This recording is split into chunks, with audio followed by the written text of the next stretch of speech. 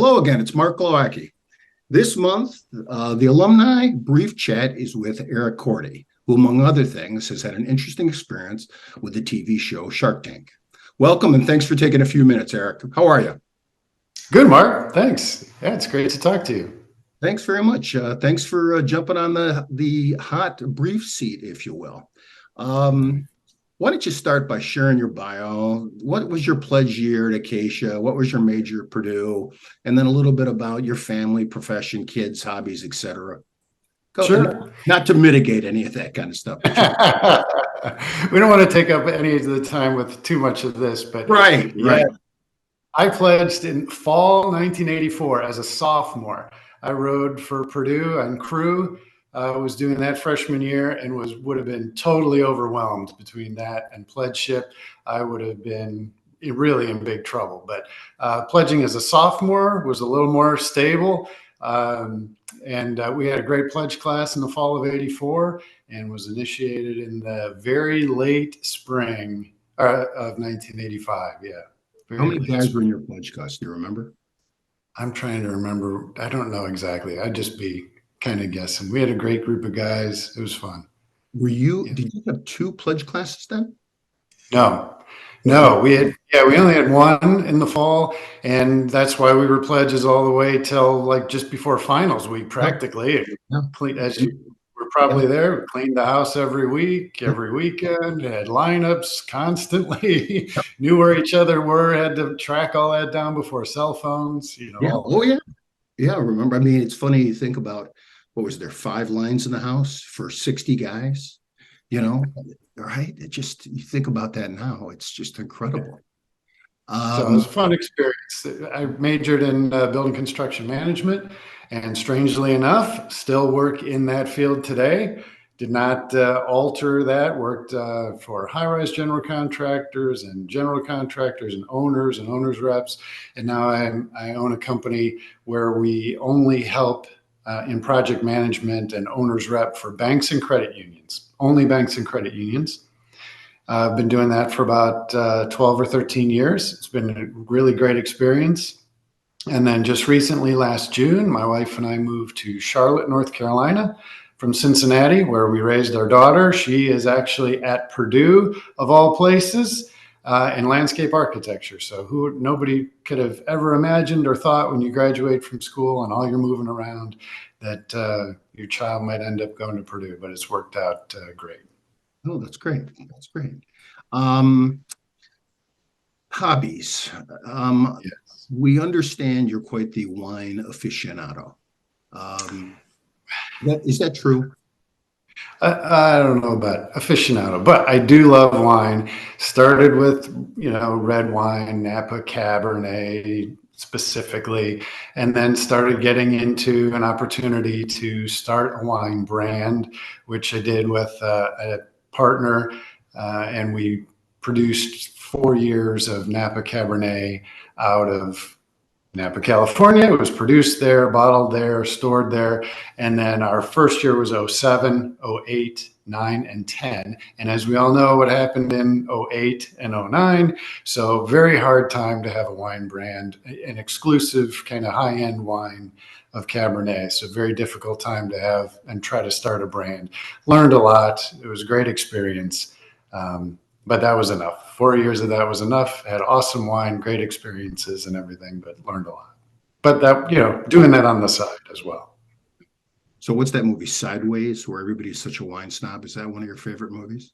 That movie with, what's his name? Giamatti, Paul Giamatti. Yeah, all my beer friends used to give me, a hard time about that. Like, oh, you wine snobs, like, oh, it smells like, asphalt and rock and, things like that. But now there's so many microbreweries out there now. Now they're all in the same boat. They're doing the same thing. Yeah, it's just too much, sometimes. Hey, so then I understand that you had this idea for a product. Tell us about that. Yes. So loving wine, especially my wife loving wine. I used to open a bottle of wine, say on a Tuesday night, and I would travel quite a bit. I'd be gone like Wednesday, Thursday, Friday, or Tuesday, Wednesday, Thursday. We'd open a bottle of wine. I'd pump it up, with one of those little rubber stopper things that you put in the top and try to vacuum out all the air. And I'd come back and offer her a glass of wine. And sometimes she'd be like, yeah, this is okay. And we'd have a glass. And then other times she'd say, this is horrific. What did you do to this thing? Like, what happened? I said, it's the same thing I always did. I put the stopper in it. I pumped it all up. So sitting on airplanes and traveling, I was like, God, there's got to be some way that you can seal the wine in the bottle. If you had half a bottle left, or if you had one glass left in the bottle, how can you seal it from the outside air? But it's got to fit down in that skinny little neck at the top. So how are you going to get it all the way down to the bottom? So I started creating little prototypes. I went out and bought kids' balloons and did all kinds of stuff around that, trying to, how am I going to pump it up? How am I going to get it down in the neck of the bottle? So the only thing I could think of was, a custom dipped balloon. But before that, so I got my wife to try a glass of wine using my prototype. I pumped up this little prototype with a kid's balloon in a bottle of wine, left it for 2 or 3 days, came back from traveling, and it was really good. And I said, well, maybe we should explore this further, see what's there is to see about it. And she said, yeah, we probably should. And that's really how the idea started. And then I started carrying it further. And it's been this just whole experience of trying to figure out how to make this a reality. Source products. I've learned about silicone injection molding and custom dipping latex balloons and how to get things all put together, about packaging, about websites, about personal business, small business finance, about social media. Like, oh my gosh. So you just think, hey, I have this idea. So then what do and then you end up going down this rabbit hole of all these things that you need to try to learn and figure out. Did you try to get on Shark Tank? So I did get on Shark Tank. I did. I applied to Shark Tank on their website. This was several years ago, where you could fill out a form on their website. And I thought, well, I'll send it in. Did all that work, and then that new season started to air like 2 or 3 months later. And I thought, well, okay, no, I guess I missed the window. And then in the spring, they called and said, and they run you through all these steps to try to get on. You have to film yourself, you have to pitch yourself, and then they coordinate it all. So unbeknownst to me, they do all the filming in the summer, and it doesn't air till the winter. So like in January. So it's that far in advance to get things going. So I was called to get in there and get on there. Here, I'll show you what it was. It's this product. It's called the Air Cork, from some other great, cool opportunities that we had. But you can see the idea. This is the package. You squeeze this grape cluster. It's a bulb pump, and it inflates in the bottle, and you can see it just goes down inside the neck. And then there's a valve on top of the grape cluster, and it totally deflates, and you take it out that way. But the idea was that we called it the wine balloon, and that's literally, it was a wine balloon. So that's how I went on Shark Tank, with a product called the wine balloon. I had just started a website, had a box, a package. It was called the wine balloon. And so you can Google it for the wine balloon or the Air Cork, but had another opportunity to be on the Food Network, a new show on Food Network called Invention Hunters. And whoever won the segment had the best product of the ones that they did for that segment, had this opportunity valued at like $200,000 or $250,000 to work with this high-end New York design firm. So we won the segment and got to go to New York and worked with this company called Swerve, who did stuff for like Gillette and all that kind of stuff. So they had done all this naming, digging into naming, digging into what the product should look like and everything else. And they're actually the ones that came up with the name Air Cork. They said wine balloon is okay, but wine balloon is literally what it is. It is a wine balloon, but the Air Cork is what it does. So I just thought, oh gosh, these guys just came up with this name, and I'm going to go search it on the internet, and it's not going to be available. There's no way it's going to be available. But it was, and locked it up and changed the name, and it's been the Air Cork ever since. Very cool. How did you meet just back to Shark Tank for a second? Did you Yeah. meet the guys on there? Were they, or it was basically just you in front of them like you see on TV? It is exactly like you see it on TV. You don't see them before. You don't socialize with them at all. You don't socialize with them after, whether you get a deal or not. None of that. So literally, you're in that waiting room, and when the door swings open, you actually walk down that hallway, and then the door swings open, and there they are, and you go out onto the carpet. The only thing that's a little bit different is they tell you ahead of time. You stop on the carpet. They're all sitting there, and there's cameras flying all around you. They're just taking all this kind of B-roll camera stuff, and it's dead silent in there. And then and they're all sitting in front of you. You're just looking at them. They're looking at you, and they tell you ahead of time, when we're done taking all this video, we'll call out to you and say go. And then they said, just take as long as you want, and then start. And that's exactly what it is. They say, all right, Eric, we're ready. Just go. You can collect your thoughts and off to the races. So it was a crazy experience. You try to have your old pitch, you're nervous like you wouldn't believe, and go through the whole thing. So Mark Cuban and Lori Grenier combined to offer me $600,000 for the Air Cork, the wine balloon at the time, but wanted me out, like no, not to invest. And then we all carry it forward. They wanted to take it. Yeah. And if people have seen the episode, I took too long to answer according to them, and then they pulled it back, and then they ultimately came back in at $400,000.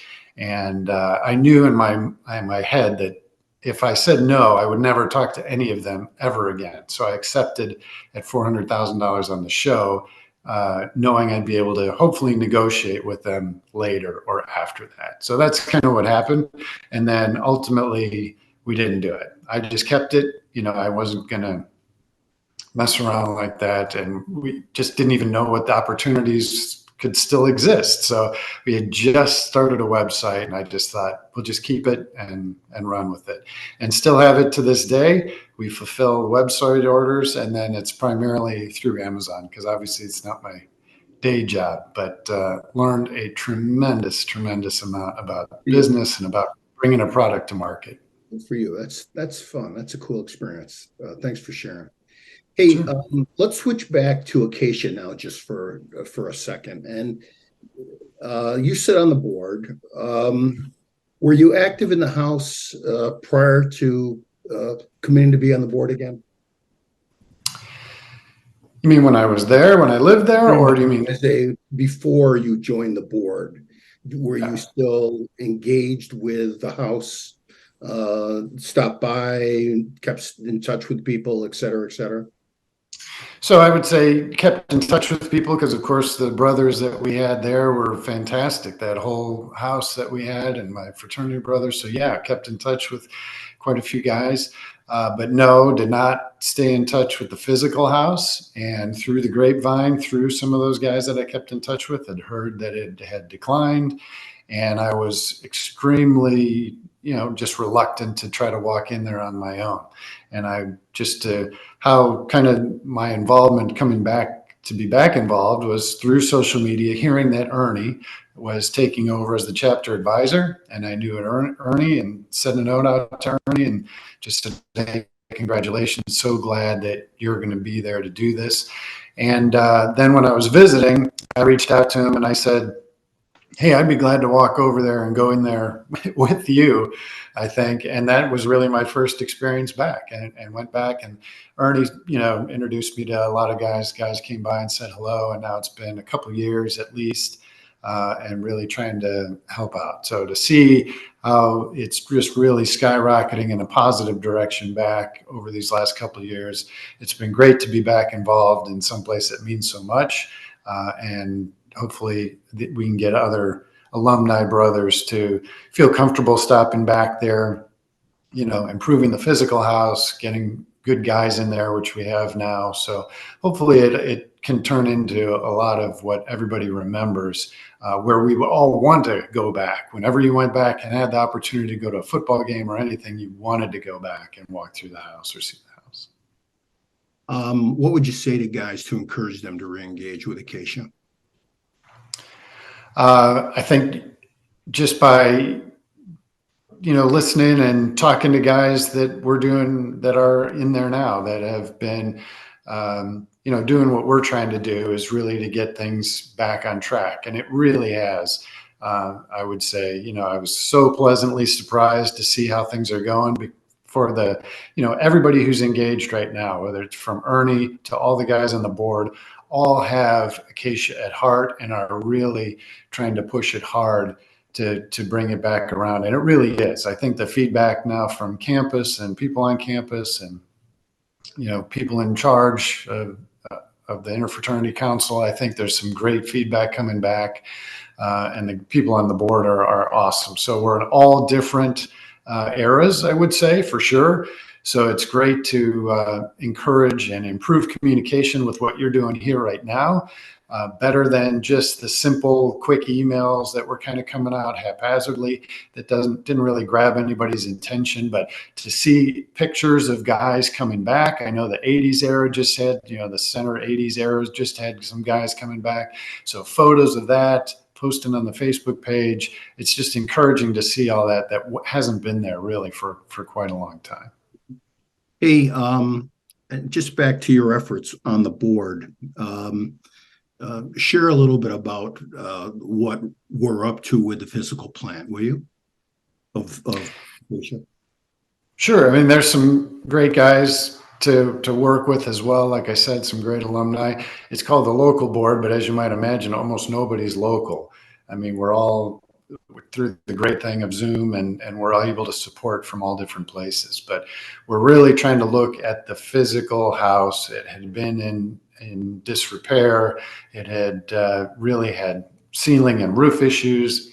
Previous eras, like the 60s era, really came up, donated a lot of money for some non-glamorous improvements to the house, headed by Tom Smith, who's really been the guy that's made improvements to the front of the house, taking rotting things off stucco and trim and re-roofing the old 50s edition and making improvements to the chimney and tuck pointing masonry. So the 60s guys donated a lot of money to have some things that people who walk by the house, don't just see it instantly and really appreciate and understand it. So it's really made a huge improvement to the physical house.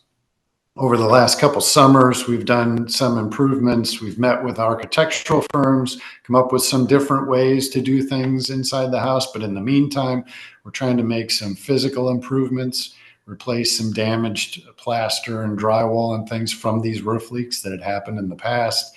We've, sealed up the cold air dorm, made some better improvements inside. And every summer we try to go in and do some improvements into some of the study rooms and the rooms that the guys are in, plus the common area things. So anybody who's been back recently, we hope they see that in the common areas that they're around and seeing. But there's still plenty to do. So we're just really trying to look ahead and not let it get into that situation that it was before, and looking to the future. So we're always have an eye to the future, and what would be the big goal if we could raise the funds? How could we raise the funds? So there's always that churning in the background as well. I hope the guys watching this will think to stop into the house next time I see it, say hello, shake a hand. I think they'd see a huge difference in what they saw 3 years ago, or what they heard about 3 years ago, probably even more so. That was me. I was one of those guys. Me too. Yeah. I was one of those guys.